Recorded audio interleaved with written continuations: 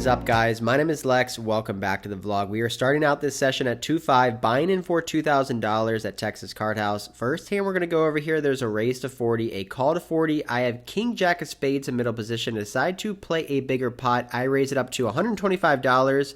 Folds all the way back around to the initial raiser. He ends up making the call, and the other player makes the call as well. 3 ways to our first flop here on a Saturday night, which comes out ace, 10, 7. We flop a gut shot, and now surprisingly, the initial raiser, who I 3-bet, decides to lead out here. He makes it $150. I played with this player before, and he's done some fishy things, so I actually think about raising on this board. I think I can represent some big aces and maybe get him off a 10, a weaker ace, or just any kind of random hand that he decided to lead out with. But whenever Under the Gun +1 makes the call for $150, those kind of plans go out the window. I'm not going to be trying to bluff 2 players now with very little equity. However, I am getting a pretty good price here to call to try to hit my gut shot. If I hit my queen, I could win a massive pot. Both of my opponents are pretty deep. We're going to the turn looking for a queen, which we do not hit. It pairs the board. It's another 10, and now Under the Gun snap checks it over to Under the Gun +1, who decides to rip it all in.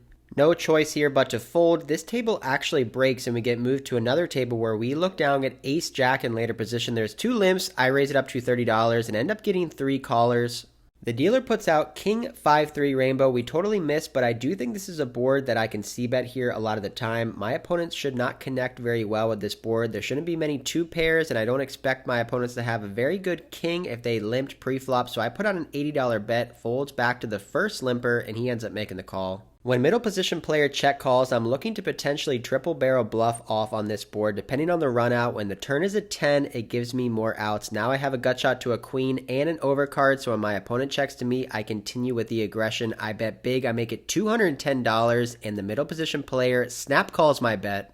Looking for some improvement on the river, which we hit a miracle queen going runner, nut straight, and it gets even better when the middle position player leads out for $100. He has $500 left in his stack, so there's only one option for me. I go all in, covering him. He thinks for a little bit of time. He doesn't snap call me, which kind of sucks. I was hoping he might have 2 pair. My opponent thinks and thinks and thinks, looks over at me, and decides to give his cards back to the dealer. He ends up folding. No more value there for us, but we got extremely lucky going runner, perfect for the nut straight to take down a decent pot. We then get called over to the 5-10 game where we buy in pretty deep. We are ready for some big pots over here. At this new 5-10 table, I buy in for around $5,000, which is about a medium-sized stack. There's a couple players with upwards of $10,000 on the table. This is going to be a big game. Let's strap in and get ready. We are actually playing 5-5-10, so there's 3 blinds, and when there's a raise to $75 in the cutoff, I have king-queen offsuit on the button and decide to 3-bet. I don't want to get squeezed out by aggressive players in the blinds, so I make it $225 here, trying to go heads up in position before a recreational player in the small blind decides $225 is not enough. He bumps it up. He makes it $600. Unfortunately, he started the hand with a little over $2,000, so I can't be calling here, and I think a shove would be a massive punt with king high. Against this kind of player, he most likely has queens, kings, ace king, and aces, and against that range, we are getting crushed. So when it folds to me, I just let this hand go. Exactly 1 orbit later, we look down on the button at a queen, followed by an ace, a premium hand here. There's 2 limps, a raise to 75 from the same cutoff player, and I'm going with the same 3-bet strategy here. I don't want to get squeezed out by the blinds by just calling, so I put in the raise. I make it $225. The limpers end up folding, and the cutoff player makes a call. The first flop we see in a 3-bet pot at the 5-10 game is ace, jack, deuce. We flop top pair. Great board for us. When he checks it over to me, I am going to be betting on this board, but I don't have to bet very big. I want to keep him in there with his weaker hands like gut shot straight draws like queen 10, king queen, and any jack, obviously any ace as well. So I put out a down bet here. I make it $150. The cutoff doesn't think for too long and matches my bet. Turn 3 of spades, and my opponent checks it over to me, and I'm definitely going to continue to bet on this turn card. I want to be betting bigger now. If I was bluffing, I'd want to bet big on this turn card as well. There's still a lot of hands I can still get value from, all weaker aces, a jack, gut shot straight draws with a flush draw now, so I make it big. $600 going in the middle. One of the issues with going to a new city and playing poker is that you have no idea what kind of players you're playing against. When I play at Hard Rock 510, I have a pretty good idea who the action players are, who the weak players are, and who the strong players are. But here in Texas, I really don't have any idea. I have no idea how this guy plays. Does he like to trap? Does he flat big hands pre-flop? Does he like to bluff?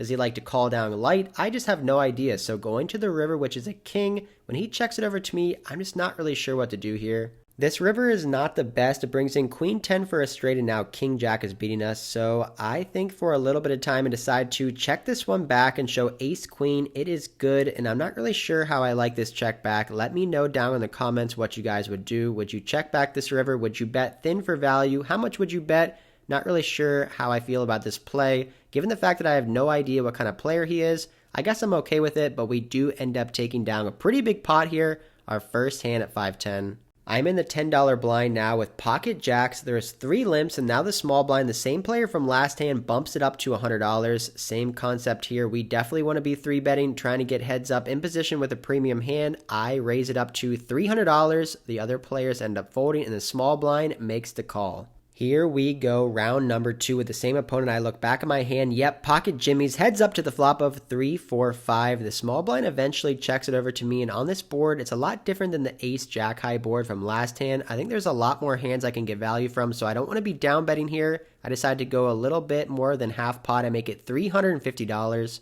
I bet bigger here because if the small blind has any pocket pair or an ace, he's definitely not going to be folding, so I make it $350. He snap calls me going to the turn, which pairs the board as another 5. This is a good and bad card. Obviously now we're losing to a 5, which we weren't before, but now it's less likely that he has a full house given the fact that there's 2 5s on the board. So when he checks to me again, I think a big bet is incoming here. If I was bluffing with an ace high hand, I would want to go big to put a lot of pressure on those middling pairs. So if I have value, I want to be going big as well. I take my time and decide to bet $800, and just like on the flop, my opponent doesn't think for too long and basically snap calls my $800 bet. So we are going to the river here, heads up, which is the 9 of hearts. This is an interesting river card here. It's going to be harder to get value from those pocket 6s, 7s, and 8s now. And if he has pocket 9s, which is a likely hand he can have, he now beats us. So when he checks to me, I decide to actually check this one back. I show my pocket jacks, and he looks back at his hand and mucks. So we end up taking down this pot.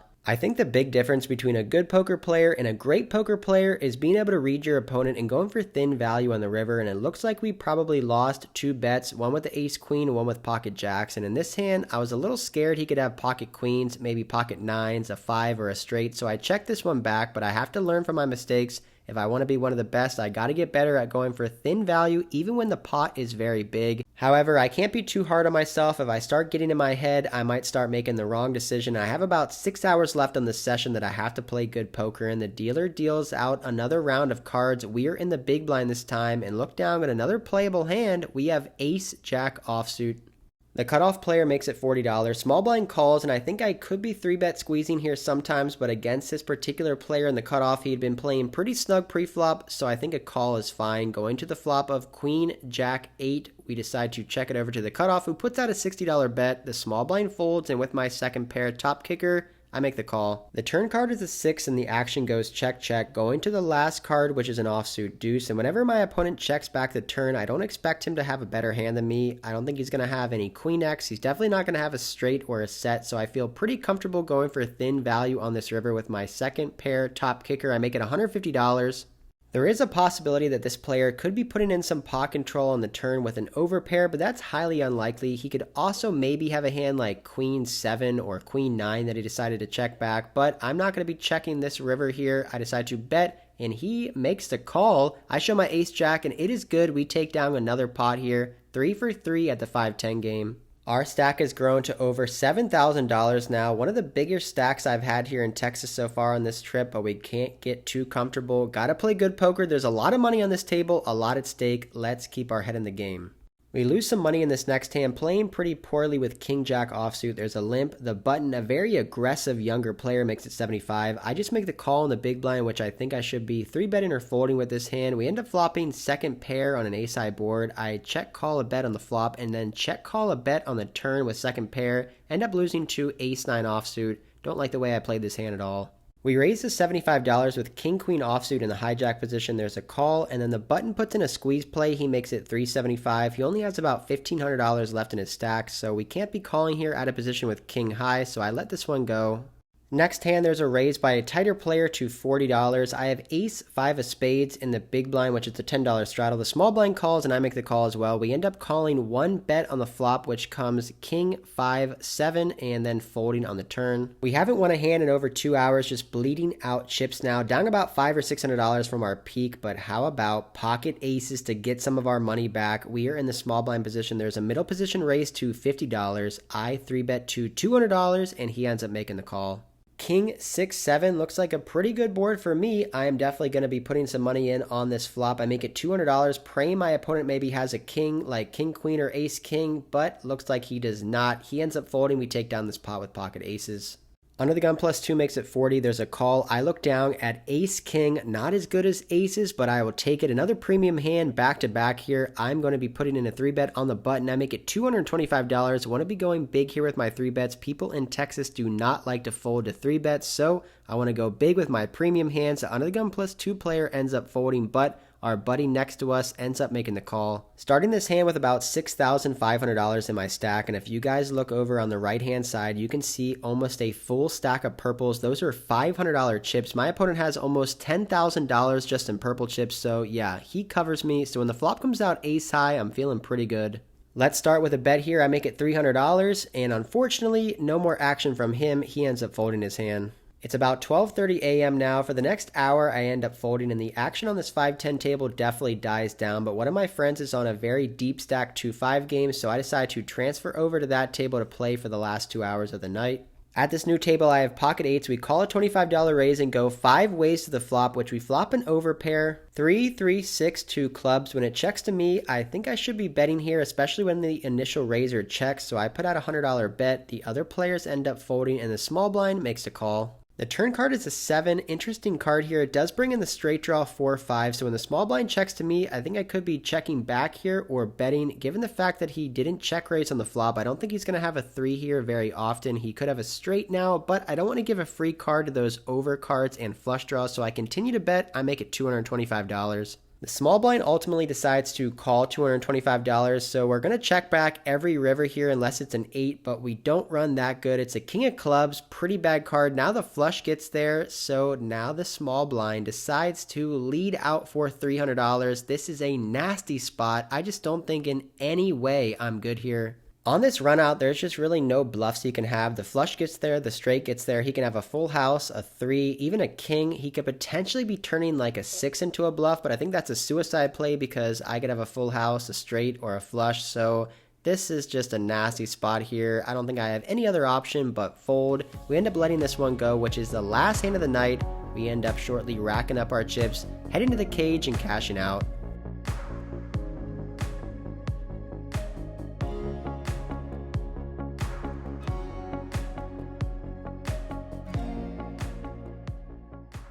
All right, guys, that is it for tonight's session. Doing the outro from the comfort of my car because it's another chilly night here in Dallas, probably upper 50s, but it feels like 30 after being in Florida for 5 years. So, holy shit, this cat just scared the shit out of me. All right, Jesus Christ. There's a stray cat over here and it just freaking ran up on me. All right, so tonight's session ended up winning $950 after around 7 hours of play. Played the 5-10 for the first time I've ever played it here in Dallas. Pretty good game, very, very deep stacks, but the 5-10 usually brings out most of the best players in the room that want to play that big. So to be honest, the game wasn't that great. There was a couple action players in there and I ran decent for a little bit. At one point I was up like $2,200 after that ace queen and pocket jacks hand.